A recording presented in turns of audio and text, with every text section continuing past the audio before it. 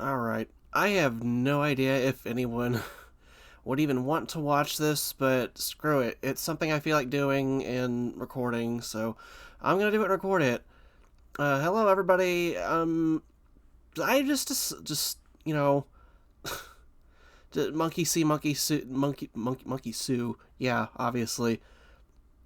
It's like, I'm just gonna be upfront saying I got this idea for raocow. I saw he was doing the year in review tournament thing, and I was like, huh, why not do that myself? Question mark. Do I need any better reason? Probably not, but yeah, I stuck all the video games I played in 2024 onto this list somewhere. Any game that I feel like I've played to some amount of like substantialness, because there are some games I haven't beaten yet that are on here. But actually, is my I probably should have checked this before. Okay, yeah, capture cursor is on. Actually, no, it wasn't. Okay, there we go. Again, I probably should have checked that before I hit start record. But yeah, just gonna go down the list here and, you know, try to come to one big ultimate conclusion.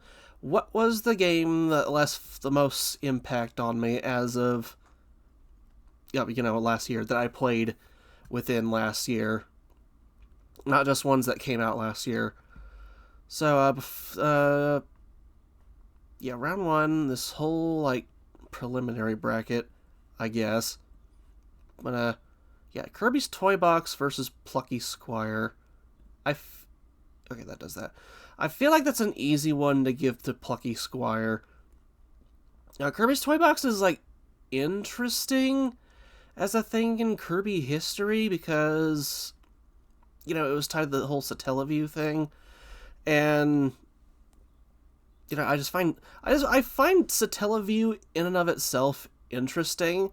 It's kind of why I really wish Nintendo would find some way to re-release that stuff officially to some capacity, but it's like, even then, I feel like Kirby's Toy Box, the games themselves are, like, at best, decent distractions, and at worst, not very good at all. And, like, the baseball game in particular just, like, sticks out as a sore point. And I don't know.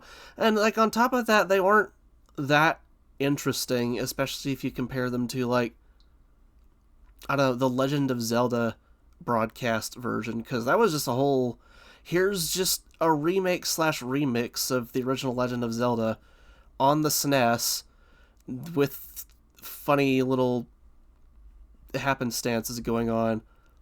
So, yeah, anyway, I think that's an easy win for Plucky Squire.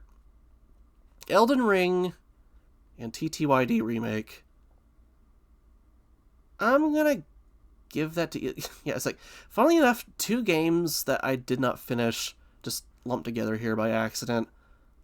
I didn't set this up, I just let it randomize a seed, so that's that. Look, the TTYD remake is, by all accounts, a really good, like, faithful if safe remake. It's really pretty looking, and it's nice to have a version of TTYD that is better translated, and especially in a way that keeps Vivian's transness intact. Just, it was the straw that broke my back, so to speak, on, like, remakes.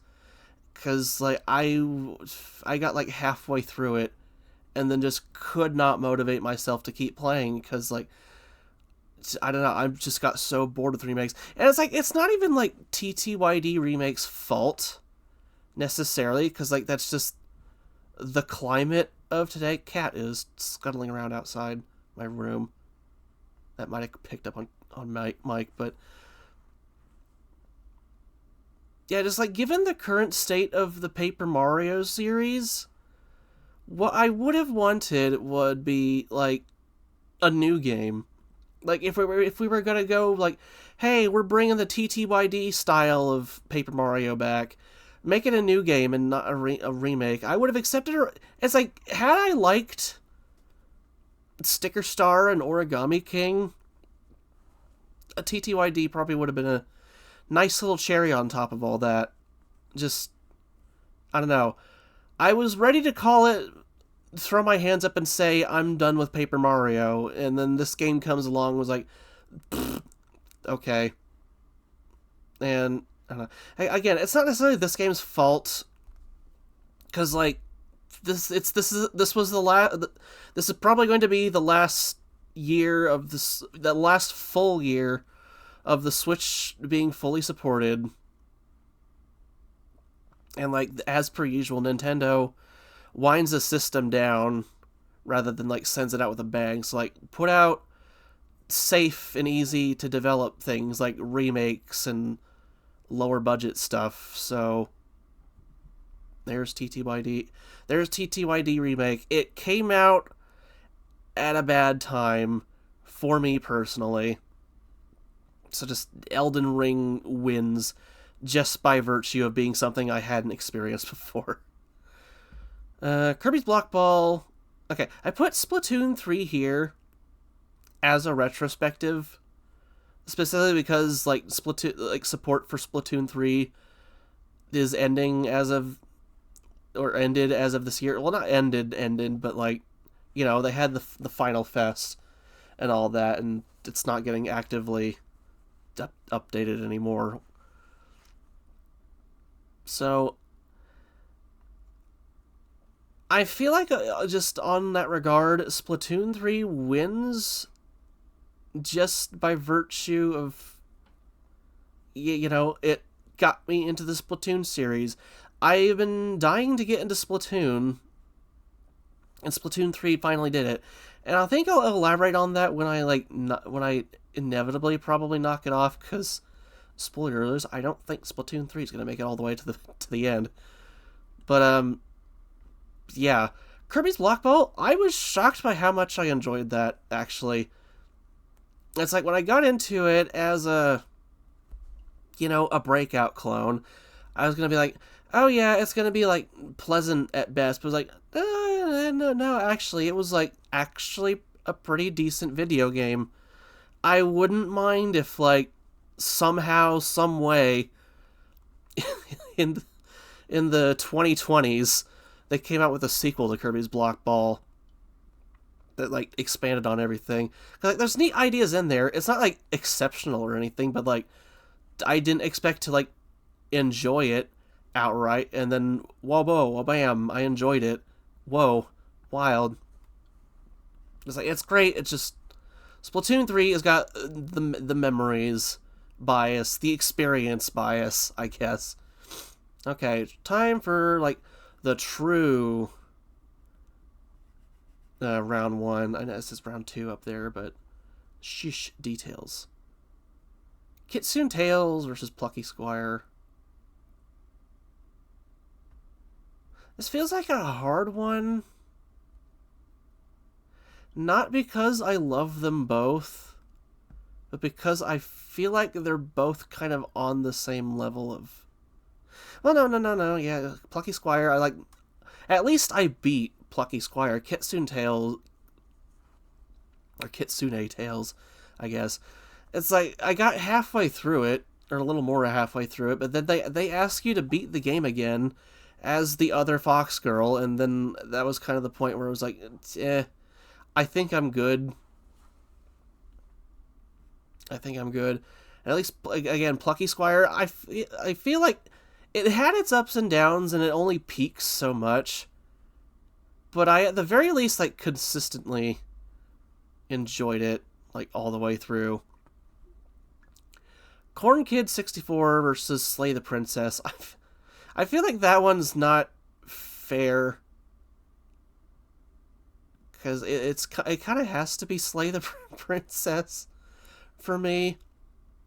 Like, especially considering, like, I know it's hard to necessarily hold it against Corn Kid 64, because from what I hear, It was basically developed by one person over the course of 9 years, so like the fact that there's like a functioning video game of that size at all is like nonetheless really impressive. Just at the same time, I cannot shake the feeling that like Corn Kid 64, what is in that game right now is like one world out of what should be 5 in my head. Or I guess it's more like a world and a half, because it is at least a pretty big world, but yeah, I can't shake that feeling of like, I wish Corn Kid 64 was a bit more feature length, as opposed to Slay the Princess, where I like did one run and I claimed myself satisfied. So it's like on that disparity alone, I would say, sure, let's call it that. Anyway, yeah, easy win for Splatoon 3 Side Order. I mean, TCG Pocket is TCG Pocket. I still play it, quote unquote, play it. Just, it's a Pokemon mobile game for worse and for slightly more worse. It's like I'm glued to it, but probably not for the correct reasons, if I'm being honest. Okay, Moonstone Island versus Atlas. I need to get back to Moonstone Island. That's like I played it for a bit, dropped it when I got busy with other games, and then I just never came back to it. I need to get back to it, because like I enjoyed Moonstone Island a lot. Atlas is... it's really good. I feel like it would shoot up here more if I played it more, and also, it's an early access game, so like it's not done, so to speak, and who knows when it'll be done, because, again, as far as I'm aware, like, being developed by like a fairly small team, and they're trying to make an MMO of all things, so, yeah, we'll see where Atlas is at when it's in a more complete state. I'll probably keep playing it here and there, but for now, Moonstone Island wins out over that one. Shadow Gen versus Dreamland 2.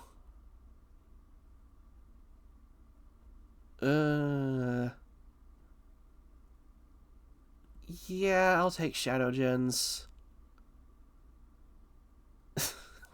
with like not the most enthusiasm in my voice.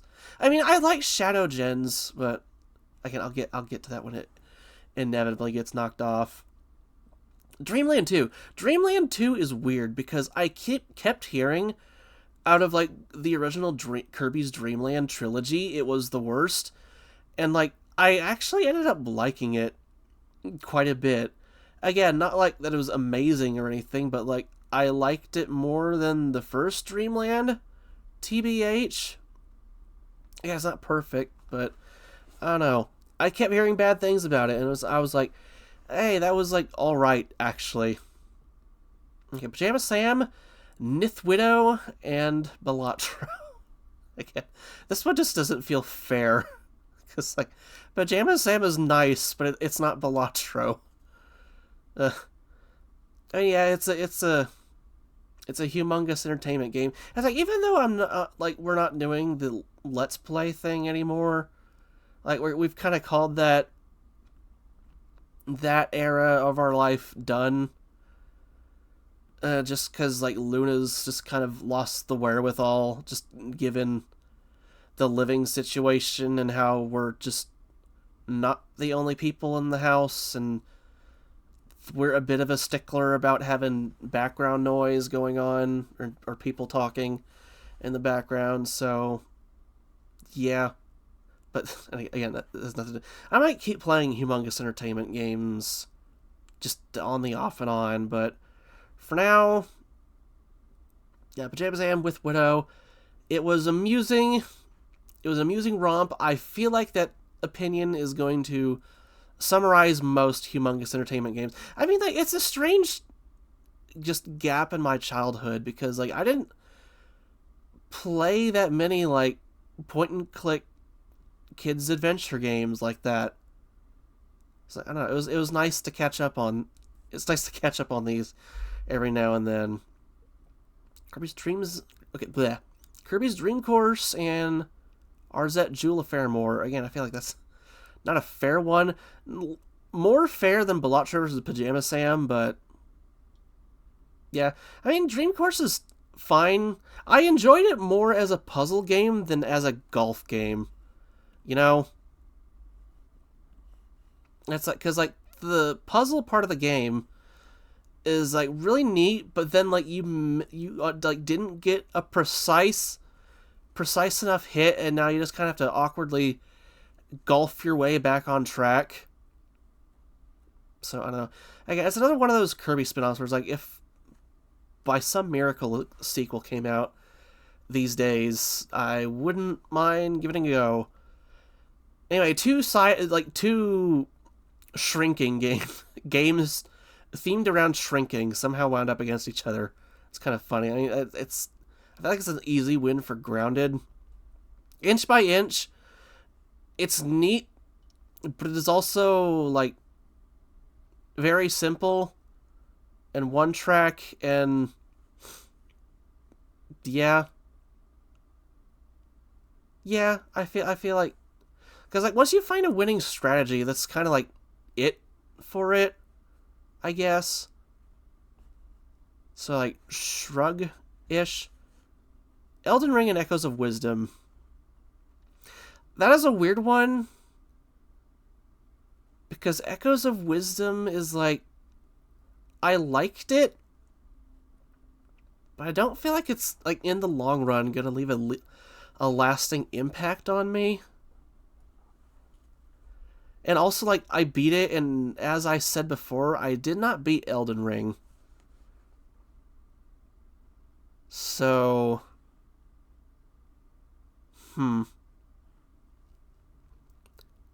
just like I feel like one day I could come back to Elden Ring and, like, try to, like, beat it. Actually, it might have to be, like, the only game I play for a while, just so, like, I can really get it.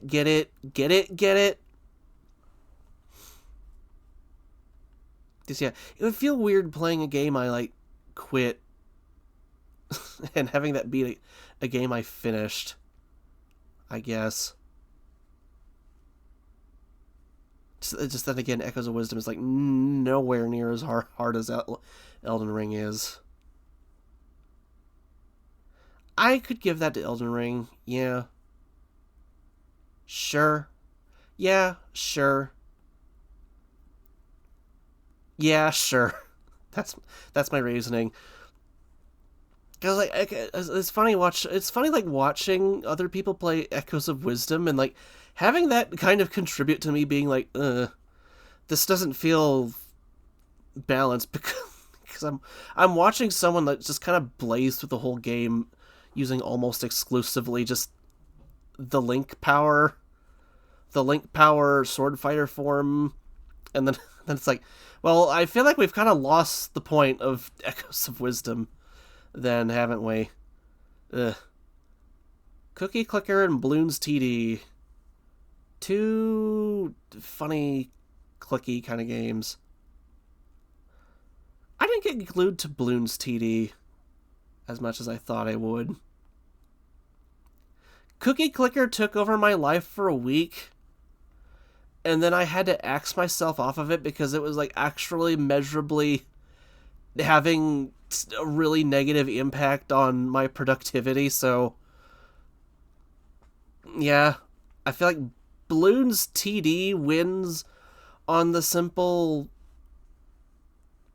for one thing, more game being there than in Cookie Clicker, but also, like, I didn't get, like, hopelessly glued to it in, like, a way that feels kind of negative. Ooh, this is a hard one. Maybe. Is it a hard one? Devil May Cry versus Pizza Tower, The Noise Update.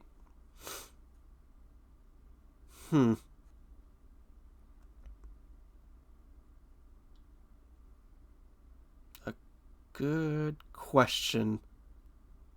I mean, I feel like down here, Penny's Big Breakaway wins over Kirby's Avalanche. I don't even know if I have that much to say about Kirby's Avalanche. Just, it's a Puyo Puyo clone, and I'm bad at Puyo Puyos, so...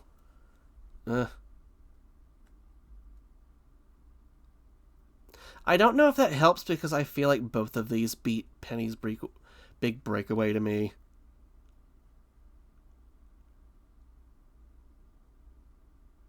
The noise update is a cool addition to an already really good game. Devil May Cry, I don't know. Oh, wait, I didn't mean to do that. Oops. Can I? Okay, I can reverse that. I mean...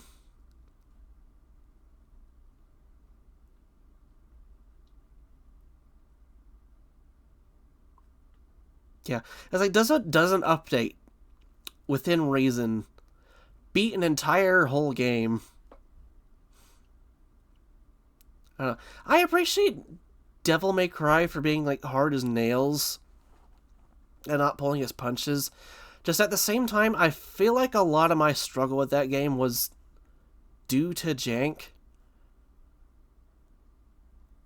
And while the controlling the noise has a lot of jank to it, I feel like it had a much less fatal effect on me, so maybe I will call that, yeah, the noise update wins. Sure. Okay, Metroid NES and Splatoon 3 retrospective.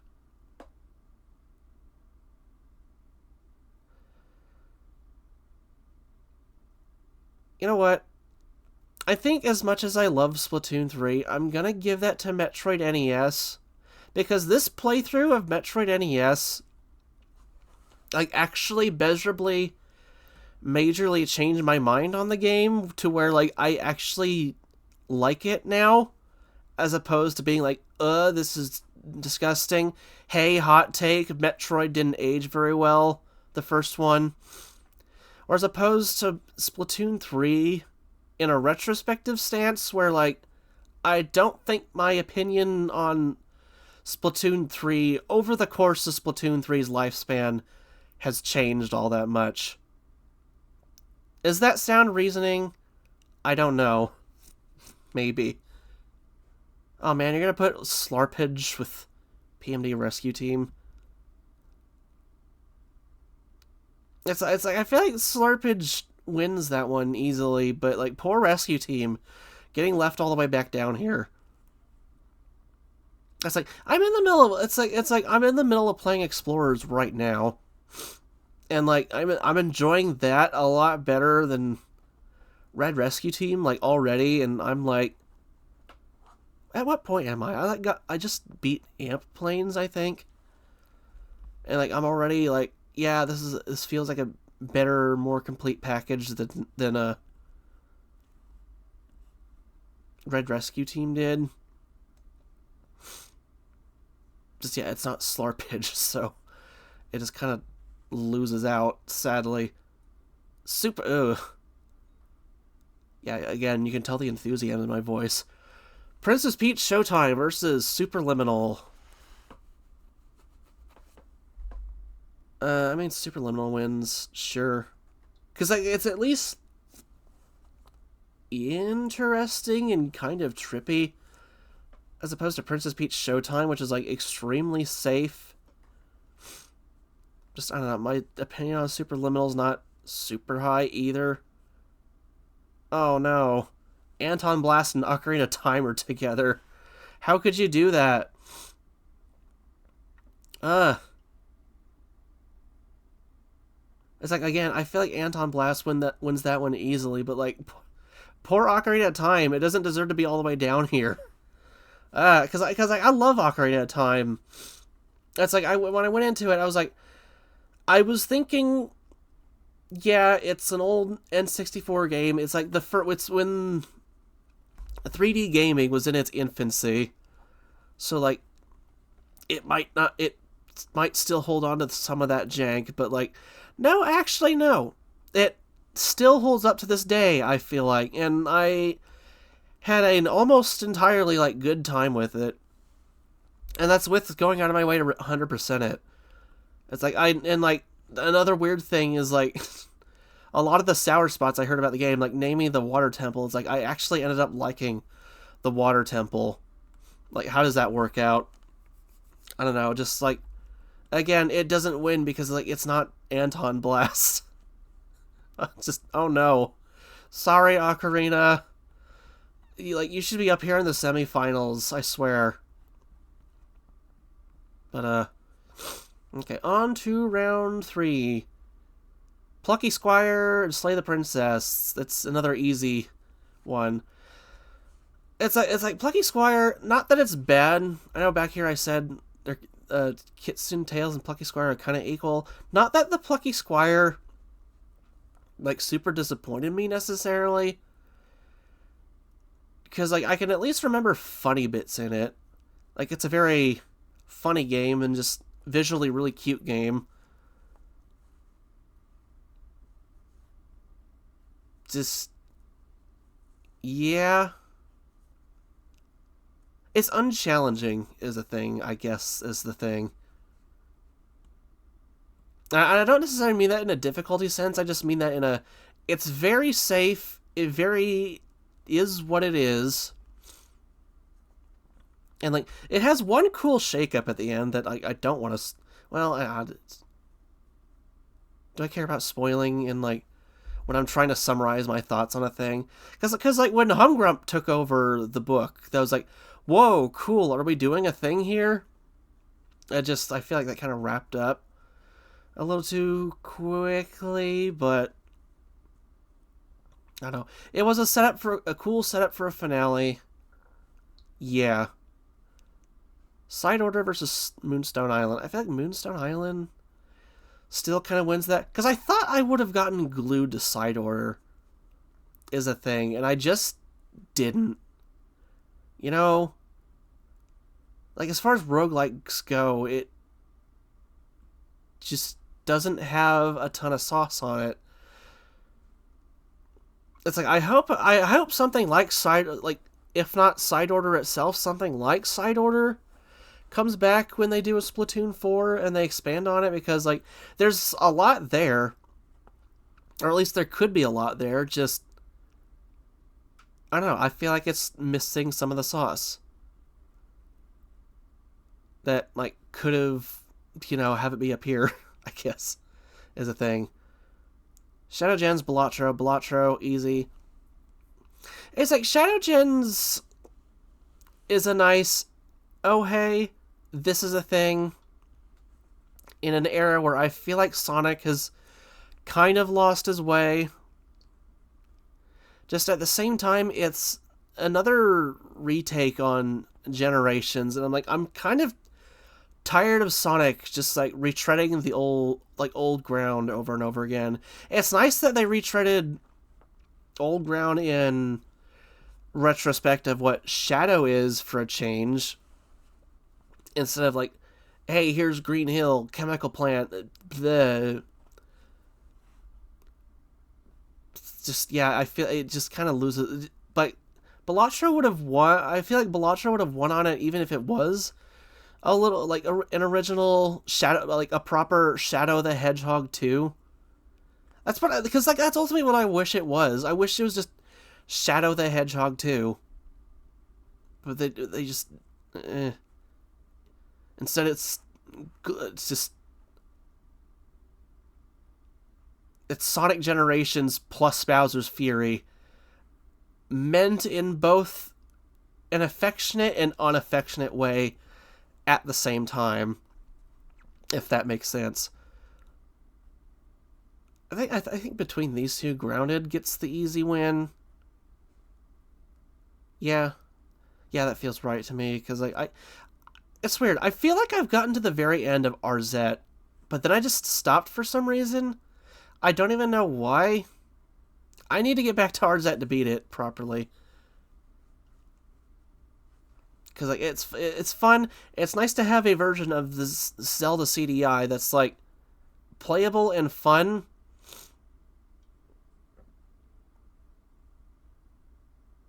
Yeah, is that the thought?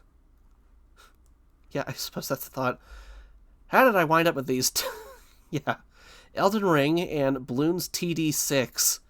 Those two games that are constantly being compared to each other. And yeah, like I said, like Noise Update beats Penny's Big Breakaway. I wish I liked Penny's Big Breakaway more, to be honest.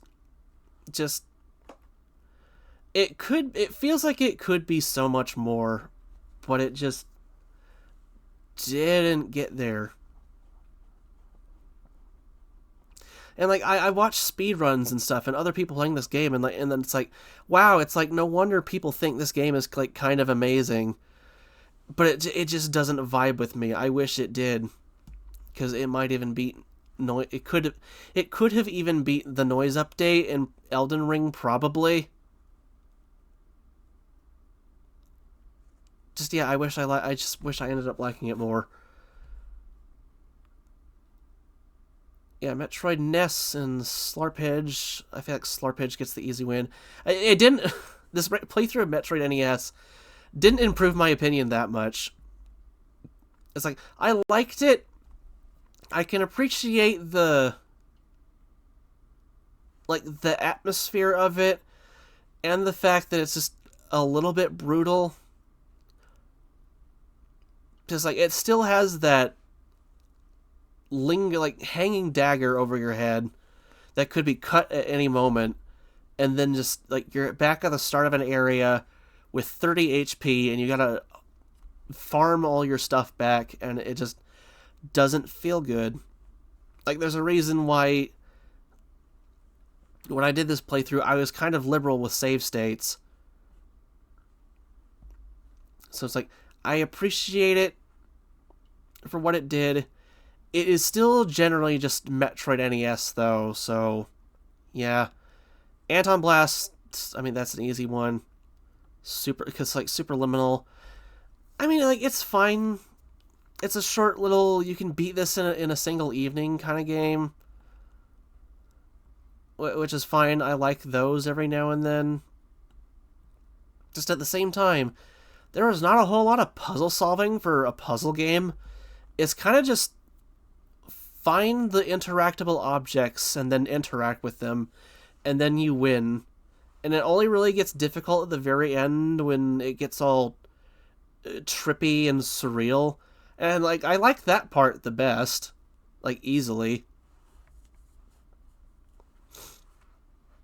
Just, it's like it's like wave your mouse around until the cursor turns into a hand is the thing, I guess. That just kind of ultimately is that game's kneecap. Slay the Princess beats Moonstone Island fairly easily, I would say. I still need to beat it, of course, but like I feel like even at Moonstone Island's peak, it doesn't even come close to Slay the Princess. So, yeah. Grounded beats Balatro. Because here's the weird thing. Balatro's really good. For like that first month I played it. Like, oh boy, was I glued to it. And in love with it.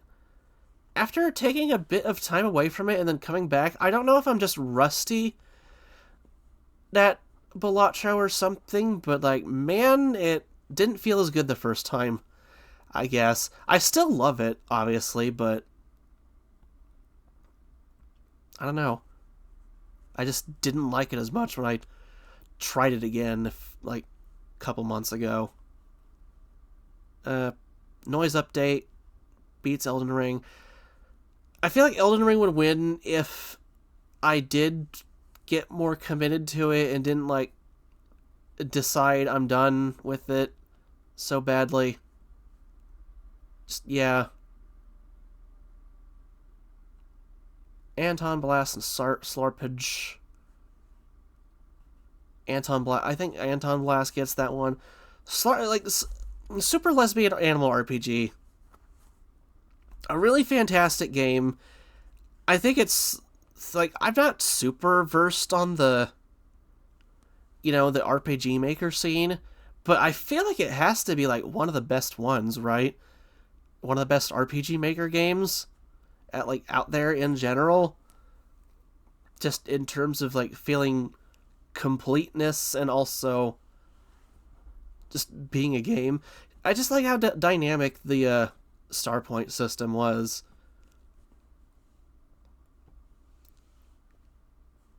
Just yeah, a really good game. A game I really miss the characters of.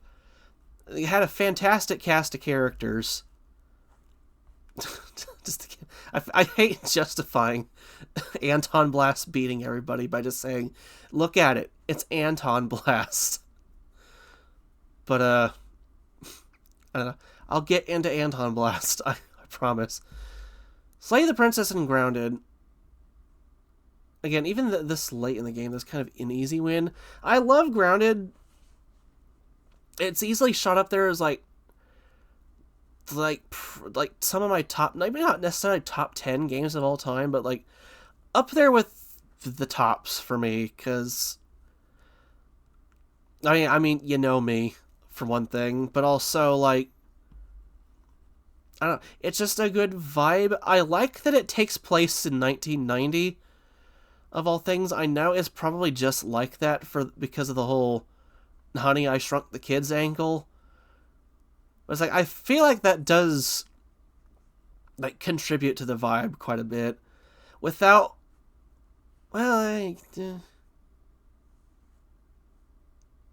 without necessarily overtaking it is what I want to say. Like it's definitely like a style. It's definitely very 80s, very yeah. Just like it's not overbearing with it, and it doesn't like take over the game part of it, I guess, is the thing. I need to get back into Grounded because like I've not fully beaten it. And I feel like at this point, if I do revisit it, I might as well make 100%ing it like its own project. Like 100% it and then go finish it.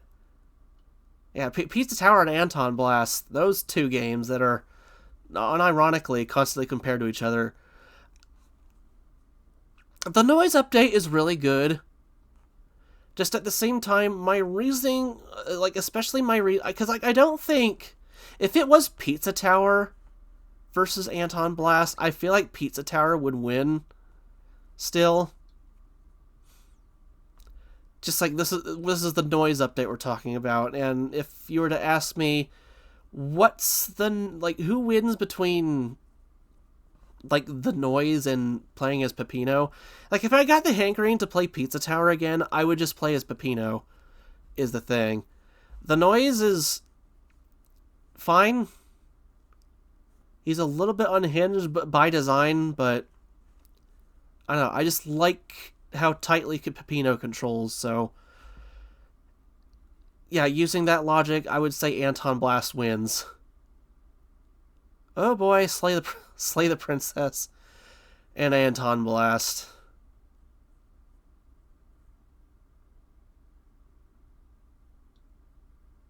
Man. Uh. You know?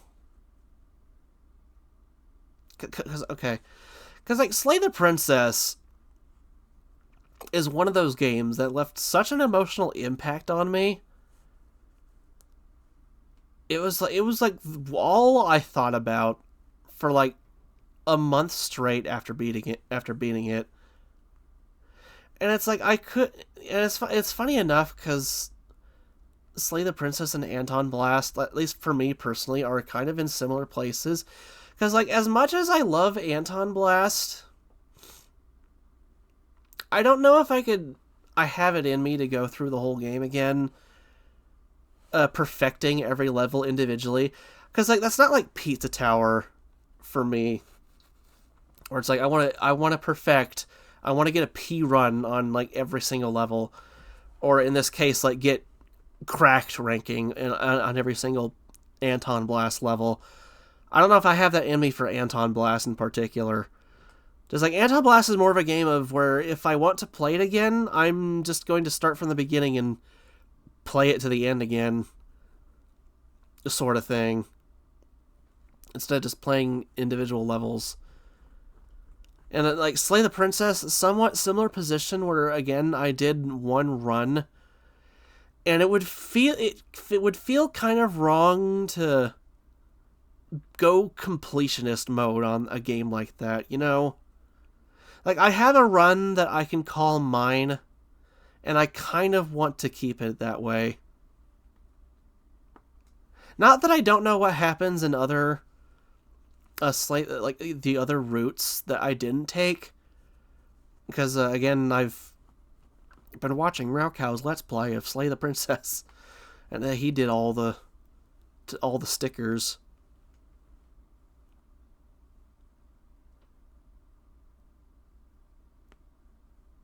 It's just, yeah.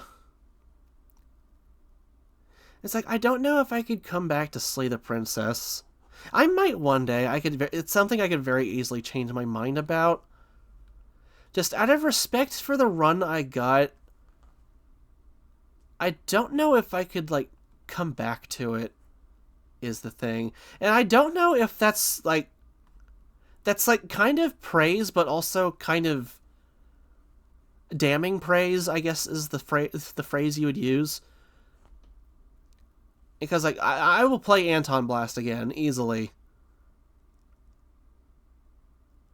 Is that the logic I go with? That I let Anton Blast win?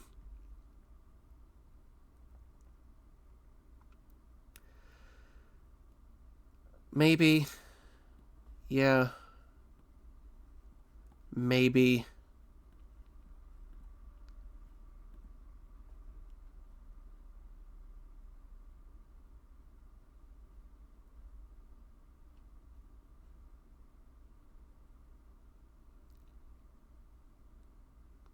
Yeah.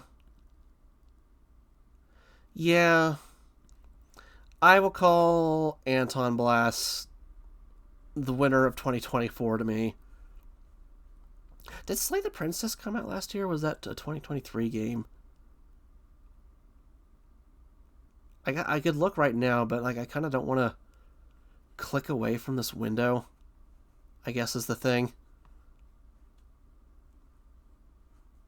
I mean, it's just...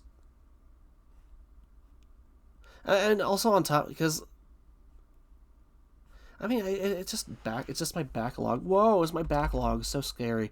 Slay the Prince... Yeah, that was a 2023 game. I know the Pristine Cut came out last year, but... Yeah, I think on top of that... Not that this is necessarily a best games of 2024 list, but like it feels most correct for a game that came out in 2024 to be the winner of 2024. I mean, yeah, that's kind of ultimately why I omitted games like, because like I played Custom Robo and Metroid Prime 2 in 2024. Just like I didn't include them because like it would feel kind of because like then Metroid Prime 2 would win like easily because like it's my literal favorite game of all time.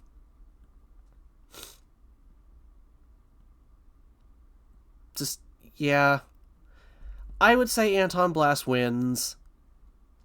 It's a game that, like, you know, pardon the wordage, is a blast, and also just it's wild to play, and it's wild when you for like the moments where you do get good at it, because there's definitely a moment in the last level, Hell Manor, where it's just like I went off the hinge, went off the hinges, and that was kind of the moment where it's like, no, yeah, Anton Blast is like easily one of the best games ever to me, and it doesn't quite reach the same highs as, or Slay the Princess doesn't quite reach those same highs They're different highs, though. Because for Slay the Princess, it's emotional highs, and for Anton Blast, it's gameplay highs, I guess. But yeah, I'm willing to call... The more I fester on it, the more I'm willing to call... Yeah, Anton Blast is the winner of the 2024. My games personally list personal. End statement.